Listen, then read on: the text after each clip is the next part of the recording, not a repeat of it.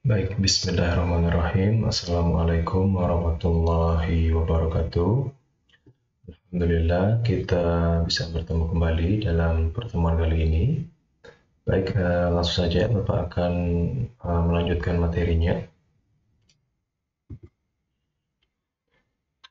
Baik, pada pertemuan ini Bapak akan membahas tentang pasar uang syariah. Oke, baik. Di pertemuan sebelumnya kita sudah membahas tentang reksadana, ya. Reksadana adalah salah satu alternatif bagi investor pemula yang belum memiliki cukup pengetahuan, cukup modal untuk kemudian bisa mulai berinvestasi, ya.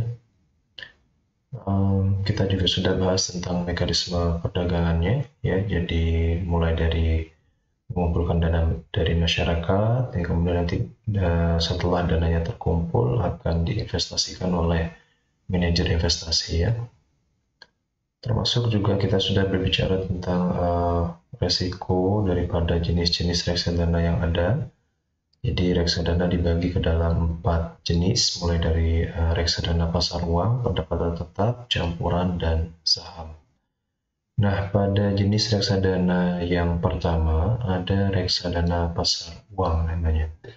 Nah, pada kesempatan kali ini Bapak akan membahas khusus tentang apa itu pasar uang, ya. Baik, pasar uang. Eh, Pasar uang sebagaimana pasar pada umumnya adalah tempat bertemunya antara pihak penjual dan pembeli, ya, atau dalam hal ini adalah pihak yang kelebihan dana dan yang membutuhkan dana, ya. Pihak yang kelebihan dana akan memberikan dananya, memberikan kelebihan dananya tersebut untuk kemudian ditempatkan di perusahaan yang membutuhkan dana nantinya. Dan dari dia menempatkan dananya tersebut, maka perusahaan tersebut akan mendapatkan tambahan penghasilan, ya. Dan sebaliknya bagi pihak yang membutuhkan dana, dia akan mendapatkan dana yang kemudian dapat digunakan untuk berbagai macam kebutuhan, diantaranya untuk kebutuhan likuiditas namanya, yaitu kebutuhan membayar hutang jangka pendek yang kurang dari 1 tahun, dan juga banyak digunakan untuk keperluan modal kerja, untuk pembelian perlengkapan kantor dan lain sebagainya, ya. Nah, di pertemuan beberapa waktu yang lalu kita juga sudah sempat membahas tentang pasar modal, ya. Lantas kemudian apa sih perbedaan antara pasar uang ini dengan pasar modal, ya? Sama-sama pasar tetapi yang diperdagangkan cukup berbeda, ya. Baik, kalau kita lihat secara sekilas, di pasar uang yang diperdagangkan adalah uang. Uang dalam hal ini adalah sifatnya jangka pendek, ya, atau kurang dari 1 tahun. Dan kemudian pasar modal itu diperuntukkan memang untuk modal yang sifatnya jangka panjang, ya, untuk investasi gitu, ya. Kemudian dari tempat transaksinya, untuk pasar uang ini tidak ada tempat khusus, ya, berbeda dengan pasar modal, di mana di pasar modal ada Bursa Efek Indonesia, ya, di sana tempat terjadinya transaksi tersebut, ya. Kemudian termasuk dengan struktur organisasi, kalau di pasar uang ini tidak ada struktur khususnya, tapi kalau di pasar modal itu terstruktur, mulai dari ada bursa, emiten, perusahaan sekuritas, kemudian ada IPO dan seterusnya, ya. Dari sisi tujuan juga, kalau pasar uang lebih dipergunakan untuk kebutuhan likuiditas dan modal kerja, sedangkan untuk pasar modal itu lebih ke arah investasi atau untuk ekspansi perusahaannya.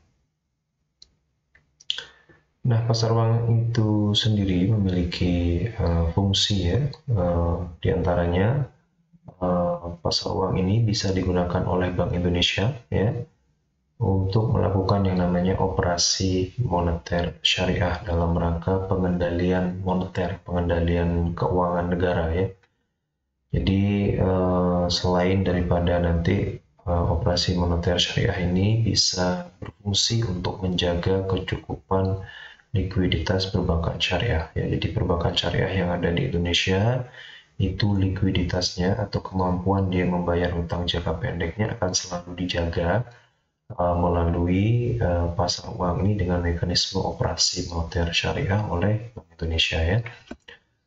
Jadi bank-bank syariah yang ada di Indonesia ini selalu didampingi lah, kurang lebih seperti itu. Jadi kalau dia mulai menunjukkan adanya ketidakmampuan dia membayar hutang-hutang, itu nanti segera dapat dibantu oleh Bank Indonesia ini melalui mekanisme pasar uang ini ya. Kemudian yang kedua, mendapatkan tambahan pendapatan ya, siapapun yang kelebihan dana dan kemudian dalam tanda kutip menjual dananya tersebut, nanti dia akan mendapatkan penghasilan tambahan berupa imbal hasil ya. Kemudian pasar uang ini juga bisa memberikan informasi keuangan kepada masyarakat umum tentang kondisi ekonomi. Jadi kalau nantinya misalkan Bank Indonesia mengeluarkan sertifikat Bank Indonesia Syariah, itu bermakna bahwa peredaran uang yang ada di masyarakat pada saat itu terlalu banyak gitu ya, sehingga ingin dikontrol, ingin dikendalikan melalui penerbitan SBI tadi. Jadi kondisi ekonomi pada saat itu bisa terbaca melalui transaksi-transaksi yang terjadi di pasar uang tersebut ya. Tapi tentu saja ini bagi orang-orang yang memang benar-benar mendalami pasar uang tersebut, sehingga apapun kegiatan yang terjadi di sana itu bisa dibaca kondisi apa yang sedang terjadi pada saat itu gitu ya. Kemudian siapa sih para peserta atau orang-orang yang berkecimpung dalam pasar uang ini? Yang pertama adalah pihak yang membutuhkan dana. Biasanya pihak yang membutuhkan dana ini baik lembaga keuangan bank ya, bank-bank syariah atau bank umum syariah yang ada, maupun lembaga keuangan non-bank juga bisa ya. Kemudian pihak yang menanamkan dana itu sama, bisa dari bank itu sendiri ya, atau lembaga keuangan non-bank maupun pemerintah. Seperti tadi melalui Bank Indonesia itu juga bisa ya. Kalau pesertanya individu itu sangat jarang banget ya. Dalam hal pasar uang ini lebih banyak didominasi transaksinya oleh lembaga keuangan seperti bank, kemudian termasuk pemerintah, Bank Indonesia dan seterusnya ya. Untuk individu sangat jarang ya. Berbeda halnya dengan pasar modal. Kalau pasar modal itu para pelaku pasar yang dari individu itu lebih banyak ya. Kemudian beberapa kebijakan pemerintah terkait dengan pasar uang ini, diantaranya tadi operasi moneter syariah yang sudah kita jelaskan di awal tadi ya, melalui operasi pasar terbuka syariah ya, dengan menerbitkan sertifikat Bank Indonesia Syariah dijual oleh BI ya, kemudian nanti dibeli oleh bank umum ya. Jadi ini transaksinya antara Bank Indonesia dengan Bank Umum Syariah ya. Ini bertujuan untuk mengatur jumlah uang yang beredar. Jadi kalau jumlah uang beredar terlalu banyak dalam suatu negara, Bank Indonesia itu bisa mengontrolnya, bisa mengendalikannya dengan cara menerbitkan yang namanya sertifikat Bank Indonesia. Sertifikat Bank Indonesia ini kemudian dijual kepada bank-bank umum syariah yang ada. Kemudian nanti karena dijual, maka bank umum tadi harus mengeluarkan sejumlah uang, yang artinya uang tersebut masuk ke Bank Indonesia, sehingga uang yang beredar itu dapat tertarik lah gitu ke Bank Indonesia, sehingga yang ada di masyarakat menjadi berkurang. Itu untuk pengendalian jumlah uang beredar yang ada di masyarakat ya. Instrumen pasar uang, mulai dari yang pertama tadi sertifikat Bank Indonesia Syariah atau SPIS, kemudian ada namanya Repurchase Agreement atau REPO SPIS, ini dimana adalah pinjaman dari Bank Indonesia untuk bank syariah umum ya. Jadi Bank Indonesia memberikan pinjaman kepada bank syariah umum ya, umum syariah. Pinjamannya ini untuk katakan bank syariah ini lagi membutuhkan dana untuk bayaran utang-utangnya dan seterusnya, itu bisa mendapatkan pinjaman melalui Bank Indonesia melalui mekanisme repo SPIS tadi ya. Kemudian ada namanya surat berharga syariah negara atau SBSN. Ini berupa sukuk atau surat utang ya, di mana nanti pembeli biasanya perbankan ya, itu memberikan uang kepada negara. Jadi dia beli surat berharga tersebut sehingga harus menyerahkan uang kepada negara. Kemudian nanti uang tersebut oleh negara digunakan untuk berbagai kepentingan umum seperti membangun jembatan, infrastruktur, dan seterusnya. Nanti setelah berapa saat setelah infrastruktur tersebut terbangun, maka akan ada potensi pemasukan pajak di sana, kayak misalkan pembangunan jalan tol kan nanti siapa yang lewat jalan tolnya harus bayar, sehingga ada uang, kemudian uang itu digunakan untuk mengembalikan uh, surat utang yang tadi itu ya, uang yang sudah dipinjamkan oleh bank itu dikembalikan lagi beserta imbalannya ya. Kemudian ada namanya repo SBSN, ini adalah penjualan kembali SBSN kepada negara. Jadi tadi pihak bank sudah membelinya, sekarang dijual kembali, itu yang namanya repo SBSN ya. Kemudian ada namanya pasar valuta asing atau pasar falas ya, di mana ini adalah pasar uang juga, cuman kalau yang tadi itu transaksinya dalam negeri, ini transaksinya lebih banyak ke luar negeri ya, atau transaksi antar negara ya, dengan menggunakan kurs mata uang, kayak misalkan dari rupiah ke dolar, dolar ke ringgit misalkan, dan seterusnya ya. Nah, ada beberapa jenis transaksi yang sering terjadi dalam pasar valuta asing. Di antaranya yang pertama adalah ada namanya transaksi spot, ya, di mana transaksi ini adalah transaksi tunai yang terjadi pada waktu yang sama. Jadi misalkan $1 itu ditukar dengan katakan 15.000 rupiah. $1 Amerika ditukar dengan 14.000 rupiah di hari yang sama, di jam yang sama, katakan di hari Jumat, mungkin katakan tanggal 1 Bapak ya, dilakukannya pada tanggal yang sama tersebut ya. Pihak penjual dan pembelinya melakukan transaksi di hari yang sama ya. Kemudian ada yang namanya forward. Forward ini dia transaksinya tidak tunai, melainkan beberapa hari mendatang. Jadi dia dealnya itu hari ini, tetapi kemudian terjadi transaksinya itu beberapa hari yang akan datang.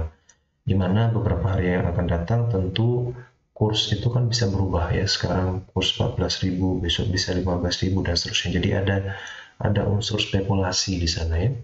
Kemudian ada namanya swap ya, atau swap ya, bukan swab untuk antigen COVID, bukan ya, tapi ini adalah transaksi dalam pasar valuta asing yang mengkombinasikan antara transaksi spot untuk transaksi jualnya dan forwardnya nanti menggunakan dan proses membelinya menggunakan forward ya. Jadi masih ada unsur forwardnya juga di sini ya. Kemudian ada namanya hedging, yaitu perjanjian lindung nilai. Jadi dia melakukan perjanjian, kalau nanti kursnya berubah, maka dia tetapkan kursnya sekian berdasarkan perjanjian kesepakatan tadi tersebut ya. Nah, dalam konsep hukum Islam ya, spot dan hedging itu masih dibolehkan ya, karena dia tidak mengandung unsur spekulasi. Jadi transaksinya tunai dan ada perjanjian di sana, sedangkan untuk yang forward dan swap ya, itu dilarang ya, karena ada unsur spekulasinya di sana ya. Seperti itu ya. Kemudian kita sudah sampai kepada simpulan. Materinya ini tidak terlalu banyak ya untuk pasar uang ini. Kita sampai kepada simpulan. Yang pertama adalah pasar uang adalah tempat bertemu pihak yang membutuhkan dana dan yang kelebihan dana tadi ya. Perbedaan pasar uang, kalau pasar uang ini lebih ke jangka pendek ya, kurang dari 1 tahun, berbeda dengan pasar modal yang lebih dari 1 tahun ya, jangka panjang. Kemudian kalau di pasar modal ada tempat khususnya, ada Bursa Efek Indonesia. Kalau di pasar uang tidak ada tempat khususnya, begitupun tidak ada struktur khusus ya. Dan ini lebih dipergunakan untuk modal kerja jangka pendek ya. Kalau di pasar modal untuk modal jangka panjangnya, untuk investasi, pengembangan perusahaan dan seterusnya ya. Fungsi pasar uang yang pertama adalah untuk kebutuhan likuiditas ya, kemampuan perusahaan membayar utang-utang jangka pendeknya, kemudian untuk mendapatkan sumber pendapatan tambahan dan untuk memberikan informasi keuangannya. Peserta pasar uang diantaranya adalah lembaga keuangan bank maupun non-bank, termasuk pemerintah ya, dalam hal ini Bank Indonesia. Kebijakan pemerintah tadi ada operasi moneter syariah ya, yang digunakan untuk mengatur jumlah uang yang beredar. Kemudian instrumen pasar uang tadi ada sertifikat Bank Indonesia Syariah, kemudian ada repo SBIS, ada SBSN, surat berharga syariah negara maupun reponya. Kemudian ada pasar valuta asing atau kurs ya. Ini spot dan hedging tadi dibolehkan karena transaksinya tunai. Kemudian forward dan swap itu dilarang karena menggunakan transaksi yang spekulasi di masa yang akan datang ya. Baik, demikian terima kasih. Jadi pasar uang ini memang kebanyakan dilakukan oleh lembaga bank dengan pemerintah ya. Untuk individu masih jarang banget ya. Demikian, Assalamualaikum warahmatullahi wabarakatuh.